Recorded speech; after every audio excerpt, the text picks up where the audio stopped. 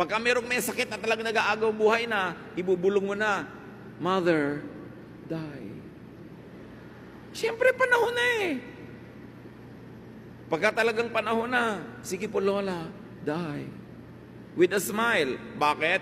You lived a full life. You cannot be on earth forever. Malungkot ka lang naman at magkaroon ka ng mga regret kung walang nangyari sa buhay mo, hindi ka nag-enjoy, hindi ka nasarapan, tapos eto ngayon namamatay ka na. Kaya dapat, pinapasarap, pinapaganda buhay para pag binabawi na ang ating hininga, buong puso at maluwag sa dibdib mong isasauli because you lived a full life with no regrets. Ecclesiastes 3:1-2. Everything on earth has its own time and its own season. There is a time for birth and death, planting and reaping. So death is as natural as birth. Kanya-kanya. Iba-iba lang ng